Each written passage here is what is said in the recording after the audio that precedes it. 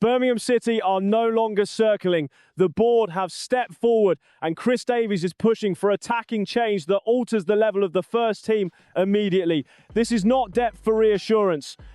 It is about goals, pressure on places and forcing decisions within the starting 11 before the season drifts further out of reach. The profile being pursued is direct and unsentimental. A forward who attacks the box early, finishes actions rather than recycling them, and treats chances as non-negotiable. The data point that matters is output. Double-digit goals across a full league campaign. Consistency across domestic competition and European football. A player accustomed to carrying expectation rather than avoiding it. That clarity explains the speed of action. Davies has been clear since December that the attacking unit needs more than variation, it needs threat. Birmingham's first team has lacked reliable conversion and that has stalled momentum. The board's response has been to target a forward already conditioned to acting as the reference point in the final third. That forward is August Prisquet. At 21, Prisquet is expected to leave Djurgårdens this month and Birmingham have positioned themselves assertively.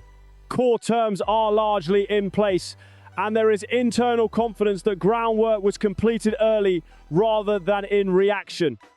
Reporting from Sky Sports has reinforced that Birmingham moved into the lead phase of the process before external pressure intensified.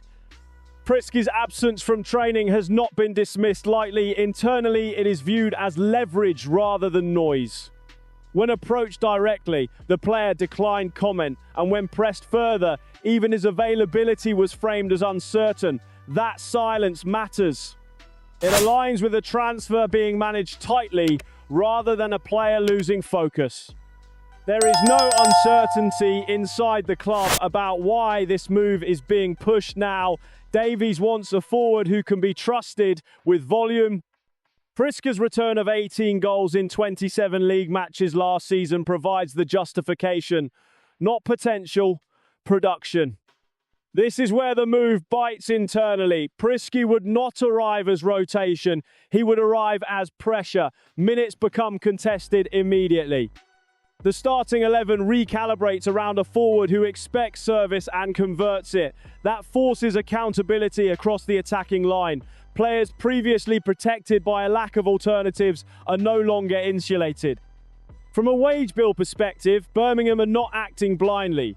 Adding a goal scorer of this type signals reallocation rather than expansion. The priority is output per pound, not sentiment. If Prisquet enters the squad, the expectation is straightforward. Goals justify status. For Davies, this sharpens selection. Training intensity rises, matchday choices become merit-based rather than necessity-driven. Squad depth improves, but more importantly, the first-team hierarchy becomes clearer. You either meet the standard or lose space. External competition exists, but Birmingham believe their early work carries weight.